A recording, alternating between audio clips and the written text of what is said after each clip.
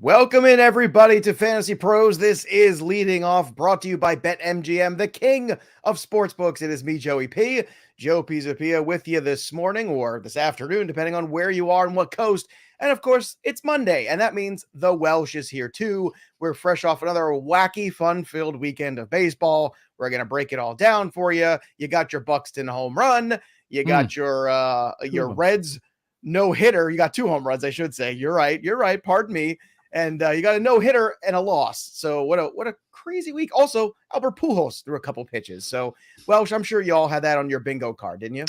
Yep, I definitely had the Albert Pujols. My favorite part of the Albert Pujols thing was when Evan Longoria got a hit and then asked for the ball. He was like, ball, and then Pujols threw it over there.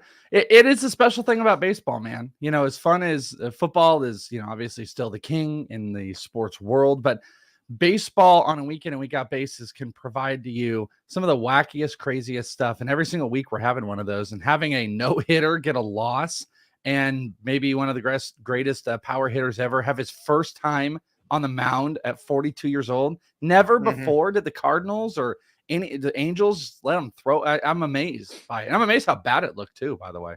That always blows me away. Like how any player, like even Brett Phillips, goes up and they just throw like 40 miles an hour. Like, I want to see some dudes throw some gas. They can. Well, Ichiro, I always wanted to see Ichiro go in like 3 innings. I would love to have seen that. But the problem I think he could sport a 3.5 ERA right now. Right now, he could, in relief, he could have a 3.5 ERA.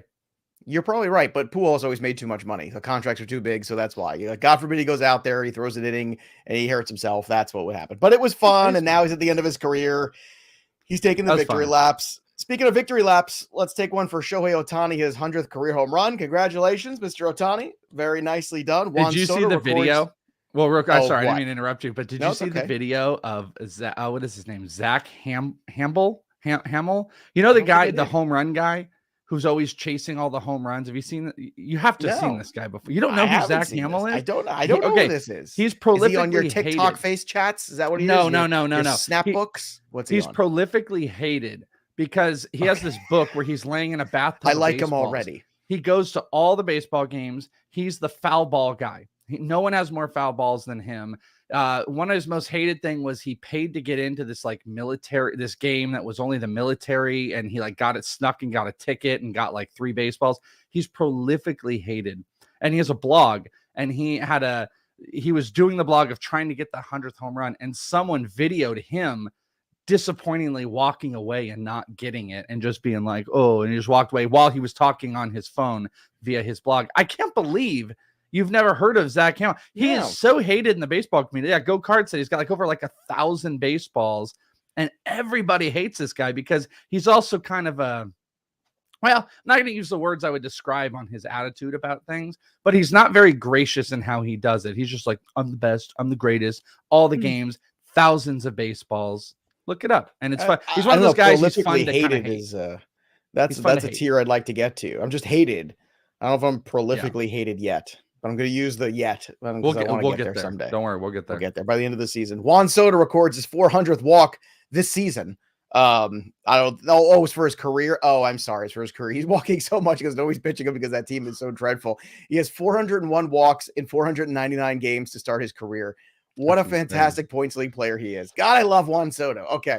The Pirates, in case you missed it, won a game. Now, as Wonky Penguin was pointing out, because the Pirates didn't hit in the bottom of the ninth, technically they're calling it not a no-hitter, but Hunter Green bounced back. And look, I think I made this comment on this show on Friday. I'm almost positive it was. If not, it was on the Sunday Sports Grid show. But the point that I was making was Hunter Green's going to figure it out. He's going to have some games where, he leaves balls up in the zone, he gets pounded, and he's going to have some other ones where he's going to have to learn to locate the fastball. And when he does learn to locate the fastball, it's going to be a good run for Hunter Green. So you have to be a little patient here and take your lumps. And this is going to happen with a guy who's that electric. But again, what a strange thing. It's also strange because, you saw a little Cincinnati show up a little bit over the last few days. Mike Moustakas started to show a little bit of life. So are the Reds coming out of the doldrums a little bit here? Well, you think you might be able to make a little oppo money here as the Reds kind of pull themselves up by their bootstraps and remember they're actually playing baseball? I mean, playing the Pirates, you can bet on the Reds if you want, but their starting lineup is Matt Reynolds and Brandon Drury and some He was guy on that was fire, playing by the way, Brandon softball. Drury. Yeah, no, Brandon Yeah. Drury has been on fire, but like it's a half softball team with a half, beaten down dead baseball full roster with some okay pitchers. I'm just not the one. This is not my style. Where I know a lot of people are like, oh, making money now. Everybody's anti-Reds. I just think the Reds are going from like the biggest pile of garbage to more like a container of garbage. Like it's like in a bag. Yeah, right. like, okay, there's levels of garbage. There's the garbage in your house. There's the garbage you take outside to go to the dump. And then there's the dump. They were the dump. Now they're just the garbage that's outside. So I'm not looking to try to reverse bet money on this team. I would still like to bet against them. Just the pitching is pretty solid, and that hitting is going to come down to earth. And Hunter Green, he looked all right. He was. I was watching it in the 7th inning. He was still throwing that slider like 100 plus pitches. They were going to let him go, and then he just walked 2. That's when that slider's going. Bam, he's going to be able to set up that fastball. So I agree with you in that he's got moments of like, this will be a bad game and this will be a really good game, but I don't know the consistency will ever be there. Well, I think that's a lot to say will ever be there, because you've seen a lot of guys who throw flames and can eventually figure things out. The difference is what you could get away with at AA and AAA and single A, you can't get away with at the big league level. If you throw 98 down the pipe, they're going to hit it. You throw 98 down the pipe in AA, single A, they're probably not going to hit it. Maybe some of the guys in AA will. Many of the guys in AAA might. I mean, you saw him kind of struggle a little bit up there for a bit, but everyone just chalked it up to, well, he was tired because of innings. By the way, Dr. Glenn, I love you too.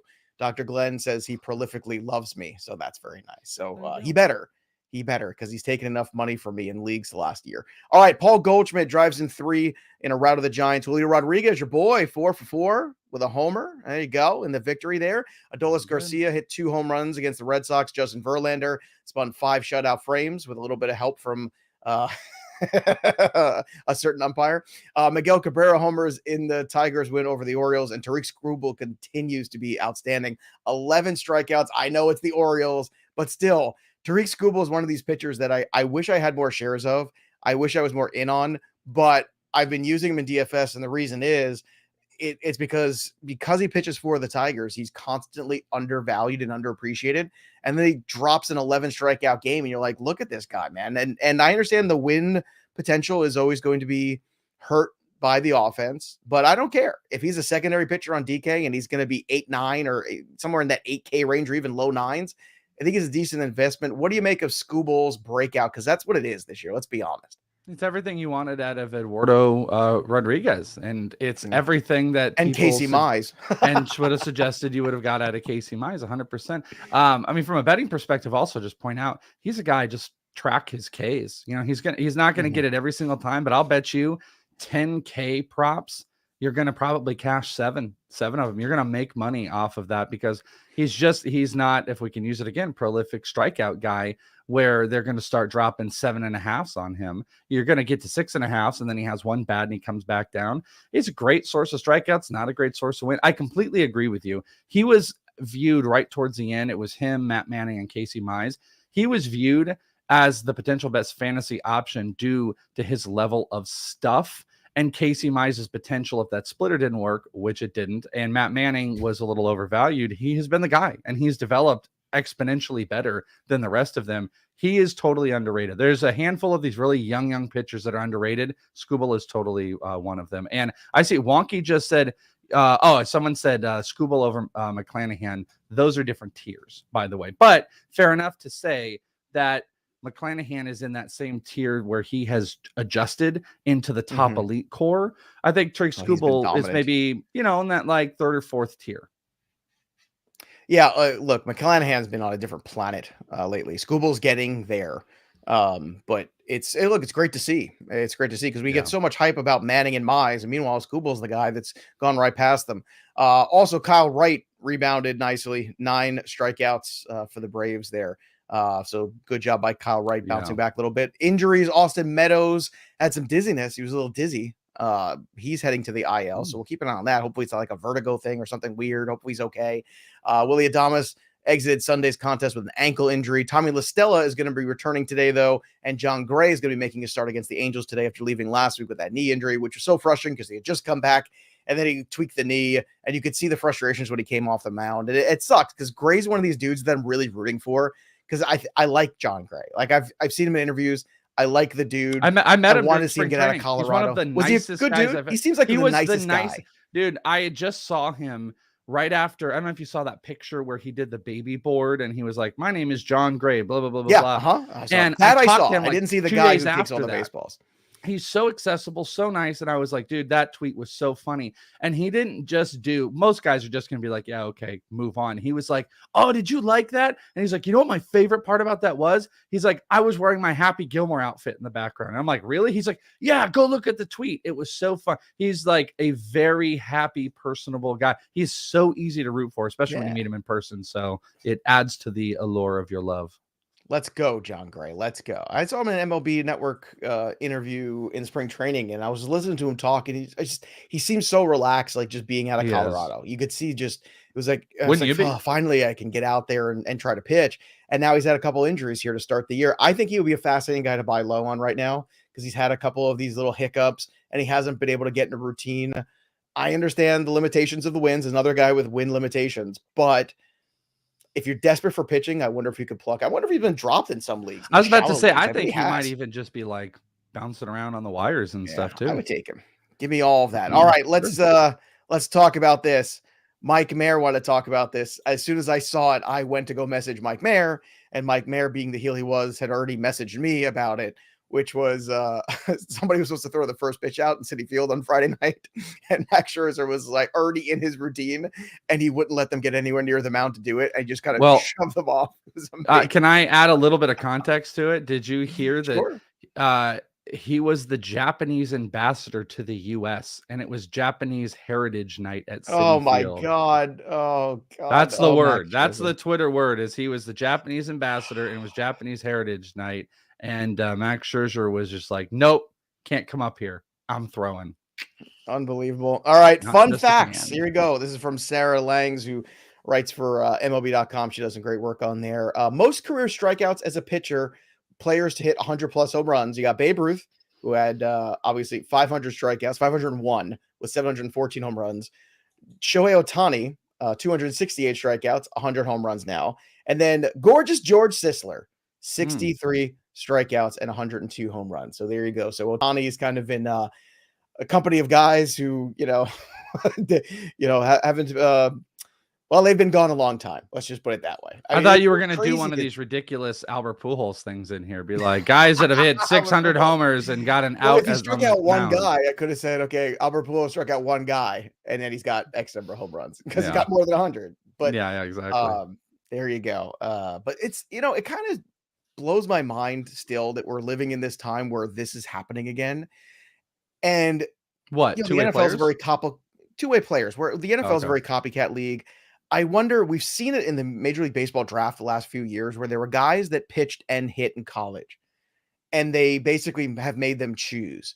I wonder if organizations are going to look at this and say, maybe we shouldn't do this. Maybe we can get more out of our investment in these young players if we're drafting them as two-way players, and maybe with the DH in the National League now, it's a lot easier to swallow that pill than it was for, half of the teams in Major League Baseball. Do you think we're going to see a little bit more of that in the future for MLB? Yeah, I mean, I do. The problem is we've also had a couple big name guys in the drafts recently that have been two-way players that have gone solo position. Mason Wynn is a guy who, by the way, you're in a dynasty league and you do prospects. Mason Wynn is a monster, and he was a pitcher hitter. And I love this kid, and he is solely dedicated to being a shortstop, and his bat is his play. There was a kid just drafted in this last one named Bubba Chandler with Pittsburgh. We'll have to see which one he is. Again, I think I kind of like him as a hitter, but it has been organizational. The Rays have been the ones that have did it. Jay Cronenworth was a two-way player. They got Brendan McKay. They have committed to it. The Angels have committed to it. We're not seeing other teams commit to it, but I think with the addition of the DH in the NL, that teams can start looking at it. But I think you have to have the proper coaching and the proper scouting to be able to develop that. And I think we have teams that aren't even using the PitchCom stuff right now. So to go Right. and tell some teams, hey, we need you to have scouts that are dedicated to making sure that these players can play two ways. I think they have to change their own teams. The easy answer, though, is yes, there are teams that are making commitments. Pirates could be another one with Bubba Chandler if they decide to do it. The Rays and the Angels are already there. I think it's good for baseball. I think baseball wants it to happen. And to your point, when you're talking about, balancing investments and stuff like that, it's not a bad thing if you could have a great especially bopping for hitter. small market teams like Yeah, the if you can Rays. have a If you can get a shortstop two who can then for come in at one, relief, yeah. come in for an inning or two of relief. I mean, they're not all going to be Ohtani. Like Brendan McKay is not going to, I don't think it's going to be a long-term starting pitcher. He just had a surgery. Mhm. But what if he can come in relief, or what if he can close or something like that while hitting? I mean, he may just be Well, a I think of full-time Rick pitcher. Ankiel.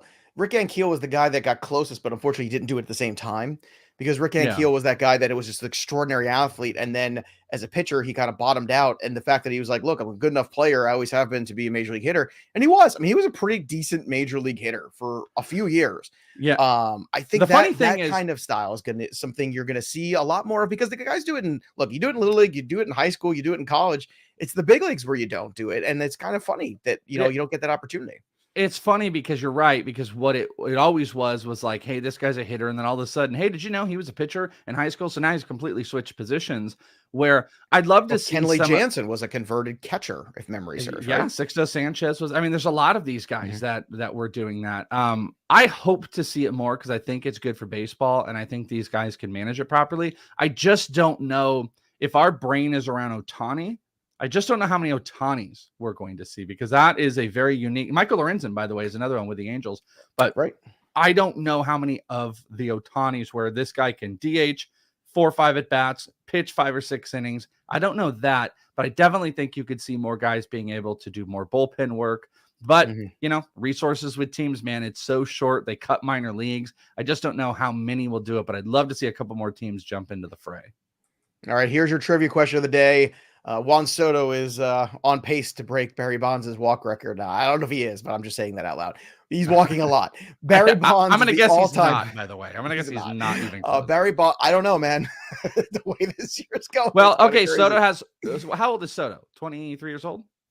Yeah, he's like 15, I think. He has 400 walks, and Barry Bonds has almost 2,600. He has got 2,600, just about 58. 2,558. We're getting there. I was going to say, it's got that far I off. suppose we are getting there. So Barry Bonds is the all-time walk leader with 2,558 walks in 12,606 plate appearances. Most of the top 10 for walk leaders are all left-handed hitters, who are the only 2 right-handed hitters in the top 10. Both of them are Hall of Famers in the walk leader pantheon of things in the top 10. One played most of his career in the 80s and 90s, the other in the 90s and 2000s. But I'll give you one more hint, too. Think of a guy who got a lot of at-bats, because that will probably tell you that. These are big name players I would throw out as well as my little hint to give you. These aren't like obscure names. Trent Fleming is on it immediately. Ricky Henderson is one. There you go. You got it with that hint. If you get the other one, let me know. In the meantime, let's take a look at the stat heroes and zeros from the weekend. Here are the heroes. I'm going to fly through them, and I'm going to ask Welsh his thoughts on a couple. Sean Manaea, 3 earned 7 innings, 12 Ks. Frankie Montas had 12 Ks, which he needed a big start for in the worst way. He needs to get out of Oakland and onto a team that can help. Pablo Lopez, 11 Ks. Justin Steele, 9 Ks for him in 6 innings. Garrett Cole, another good outing for him, 3 earned 6 with 9 Ks, 6 innings. Zach Gallen, 9 Ks as well, 1 earned. Hunter Green, we mentioned his 9 Ks. Still walked 5 guys, but still. Charlie Morton. This is the one I want to land on for a second. Charlie Morton, 6 innings, 1 earned, 9 strikeouts, 1 walk, 2 hits. This looks like Charlie Morton. So, Welsh, if you are somebody who's rostered Charlie Morton and you have gotten your ass kicked by Charlie Morton for the last 6 weeks, and I'm sure he was on your bench for this start, are you throwing him back in your lineup? Are you trading him? Or are you just saying, you know what? The past is the past. I'm going to go forward here with Charlie Morton, and hopefully this is the turn of the corner. What is your temperature of Charlie Morton right now? My temperature would be throwing him back out there, getting him back in the trusted lineup. I'm not sure where the trade value really is. We're coming again. I think it's tough to have a complete give up on a lot of these players after a rough April. And if they start showing signs, I kind of want to follow it. So I don't really believe there's enough trade value. I would start throwing him out in starts. And if it gets wonky again, then, he becomes a spot starter. Maybe he becomes, eventually someone that you can burn and churn in your smaller leagues, but I'm going to throw him back out. All right. Corbin Burns, 7 innings, 1 earned, 7 Ks. Bieber, 6 innings, 1 earned, 7 K. Nestor Cortez, Jeez. another brilliant outing. My God, is this guy good? 8 Dude, innings, 1 earned, 7 Ks. 0 shares for me. I'm so upset about it. And me also, too. here's a fun line. Aaron Ashby, 4 innings, 0 earned, no hits, no walks, 8 strikeouts, and a save for Aaron Ashby on the weekend. There you go. Here's your hitters. Paul Goldschmidt, 2 dingers, 6 for 12 over the weekend. Sam Hilliard sighting, 2 home runs, 3 for 10. Bryce Harper had 2 home runs, no UCL, no problem for Bryce Harper. Just DH him. Whit Merrifield, 5 for 14 over the weekend with a home run, a stolen base, 5 ribbies, 4 runs. Oh, yeah. Will Myers coming back from injury, hit a home run. Hopefully he'll stop striking out at an alarming rate. Speaking of strikeouts, Sal Perez, 4 for 14 with a home run and 5 RBI. Taylor Ward continues to somehow be Taylor Ward, 6 for 12 with a home run and 5 RBI. Talk about the beneficiary of lineup protection. Taylor Ward, the poster child for this. Hunter Dozier, 8 for 14. Yuli Gurriel finally breaking out a little bit, 2 home runs. We've been using him in DFS as a lineup builder because he's been cheap. So again, this is what you see those guys in the middle orders who are cheap, who are, slow starts or, just not returning investments. Just keep plugging away. You're going to get paid off one day like that. Cole Calhoun, 2 dingers, 6 for 12, and Rafi Devers, 6 for 14. There you go. So interesting. It's so interesting that Byron Buxton was left off this list because Friday, Saturday, and Sunday, between those 3 days, he had 2 homers, and someone had him as the call. Someone had him as his call for Friday, Saturday, Sunday, and he had 2 home runs, 1 on Friday and 1 on Sunday. So interesting that he's not on this list and left off. Some of the answers for the trivia, by the way, before we get to the zeros, see how I just ignored that? Ripken is incorrect. I'm sorry. It is not Cal Ripken. It's not Pujols. Nope. And Eddie Murray was a switch hitter. But you are. Let's just say it hurts so good. That's your last hint. All right, let's get to the zeros. Carlos Rodon, 8 earned. What happened to Carlos Rodon? I don't know. I guess it was bound to happen. Eric Lauer was bound to have a bad start. 4 earned runs, 7 Ks, though 3 home runs for Lauer. That's what did him in. 3 2/3 for Christian Javier. Gave up 7 earned. That was not good. Savali was bad. Kyle I was Gibson betting on that game, by the way, that Javier game. Just want to point out, I was betting on that game, and then Kyle Freeland was bad. Anyone named Kyle was terrible. Kyle Freeland, too. 12 hits, no Ks, 2 walks. Gross. Bad start for Darvish, 5 earned. Same with Walker Buehler. Same for Urias. Oh, man. And Carlos Carrasco gave up 4 earned runs, 8 hits and 4 1/3. So any of these pitching performances scare you? Because these are some big names in here with Darvish, Buehler, and Urias. I just shrug them off.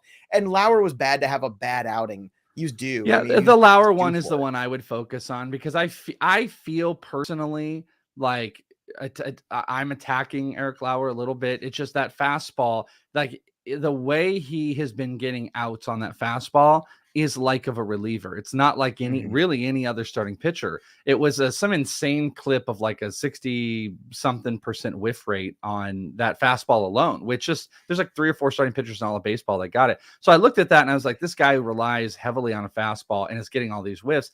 This doesn't seem sustainable. So I kind of focus on him and I look at him and I go, this is a guy I feel like is going to come back down to earth. So when I see this isn't a horrific performance though. It's like he had no walks. He struck out 7, but he gave up 4 earned runs. I've been waiting for him to come back down. So I can't really even call it worry. And like you said, a lot of these other guys, I mean, I'm out on Savali. I'm not interested on Gray, but getting worried about Buehler and Dart. You know who I am worried about? I'm worried about Julio Urias. Julio Urias. That was mine. I gave a big smack I just updated my redraft ranks over at endlessleague.com, and that was a big overhaul. And one of the things that stood out was Urias. Like, you love the spin on it, but it doesn't feel like it's working anymore. He's commanding it all right. He doesn't push it by anybody. He's not fooling anybody, and he's getting hit. And I feel like he's getting hit consistently harder.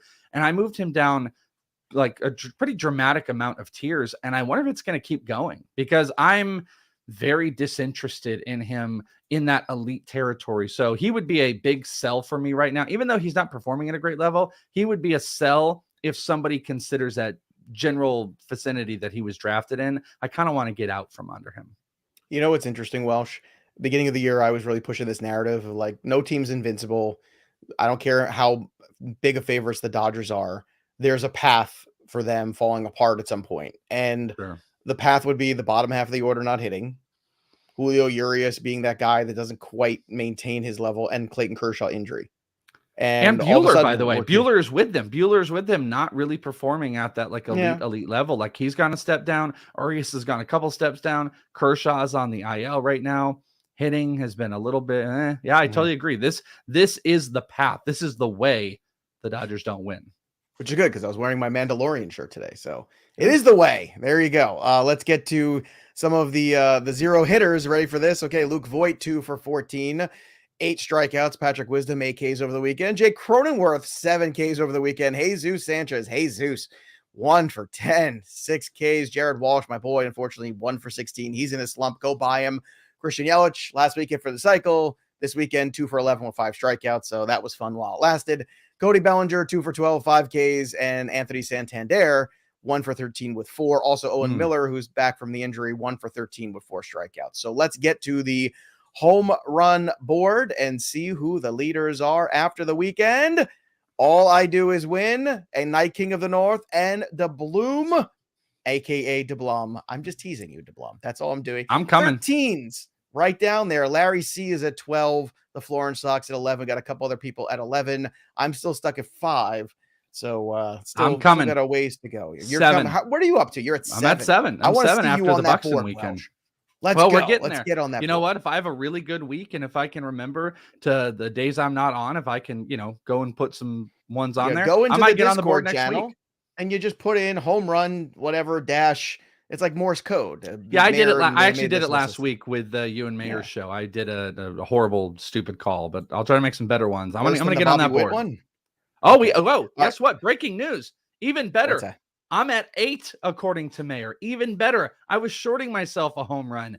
8 homers. I am 2 off from the board according to Mayor. There you go. 8 according to Mayor. Like what Mayor math? By the way, speaking of Mayor math, do you see he made up a new stat called Mayor ERA? Or I don't even know how to say it. It's like the miracle whip of mayonnaise. I don't know. Mayor where is that? ERA. It's like a composite.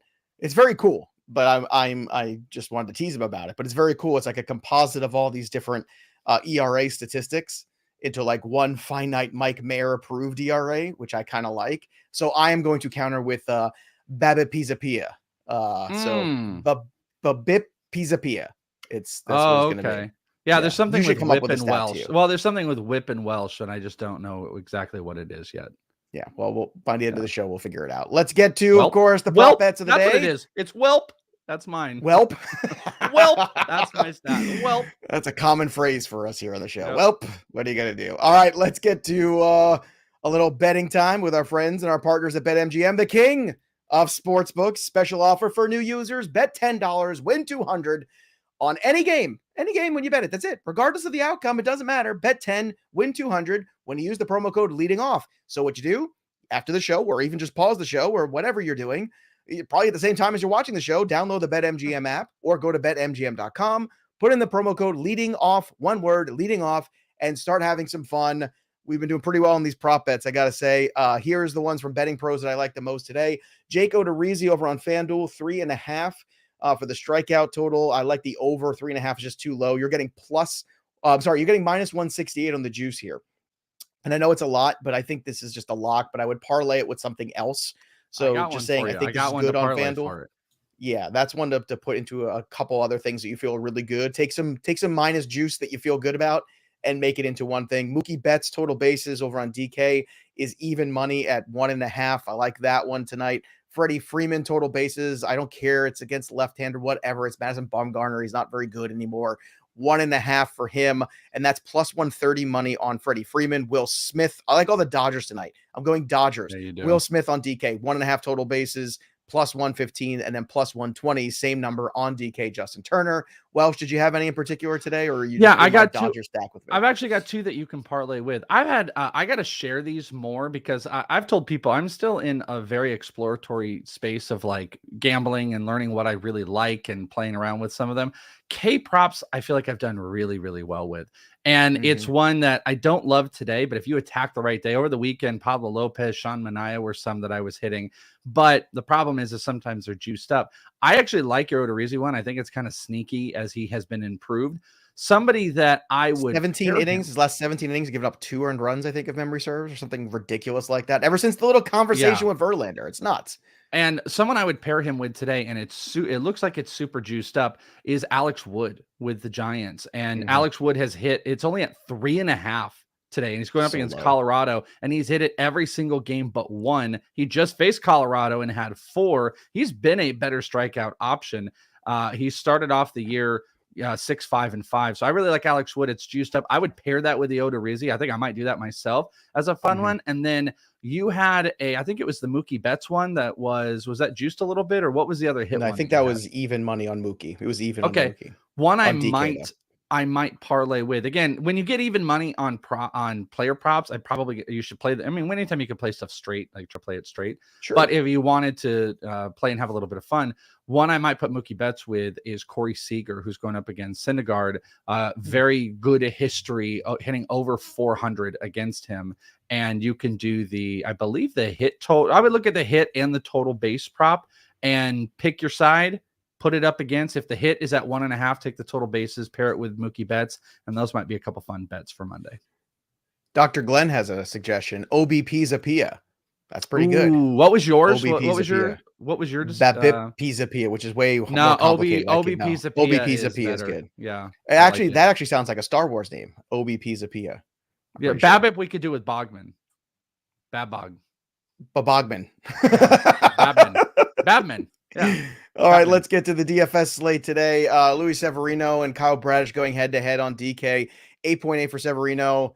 Probably a good investment there. Kyle Bradish, who had a great start last week, would have 11 strikeouts in the last start. Memory serves there.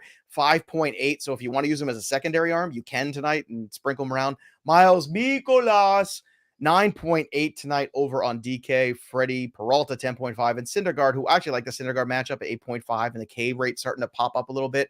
I just think tonight you take a Freddie Peralta and a Bradish, you go up to the top, you take a Mikolas and Syndergaard, you kind of split the difference. I think that's kind of a good way to go. If you want to get Severino in there, you can go Severino and Syndergaard. Those 5 pitchers, some kind of combination, I think is the way to go tonight, because there's a lot of dead spots on FanDuel and just got to pick one. I would leave Bradish to the side. Just against that Yankee lineup. They've been so red hot lately. Peralta at 9.7 is the best value. He's about $500 cheaper than Miles Mikolas, and he's cheaper than Syndergaard too. So I'll just stick with Peralta on FanDuel tonight. The stacks of the night, I like the Dodgers, I like the Los Angeles Angels, and I love Toronto tonight in this matchup. All the Toronto shares. We'll get to my home run calls in a second. Lineup builders, Julio Rodriguez is 3.2. On the DK machine. Juan Yepez, who I picked up in my home league this week. I couldn't believe I got him for like $5. I didn't think I was going to get him because I only put in a $5 bid. Juan Yepez, 3.6. Alec Thomas, 2.6. Alec Thomas, also 2.6 on FanDuel. Whit Merrifield, still just 2.7. So here you go. FanDuel hasn't caught up yet to Whit Merrifield, but I'm telling you, it's time to keep investing. And Gleyber Torres at 2.6 as well. Home run calls for the night. Welsh, where are you going? Who are you calling your shot with? Who's going yard? I am going to go. I don't know. There's something about Mondays. I don't particularly love how these Mondays roll out, but I am going to go with Mr. Juan Soto, who has a little bit of a history against Mr. Alcantara, hitting over 350. He's got a couple bombs, got good sample sizes.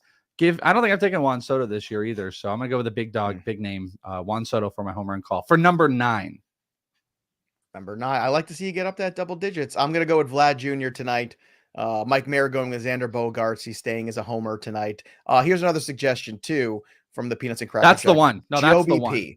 Joe BP is the one. In my mind, that is your personal stack. Because what do we have? We have Mayer and Joe BP.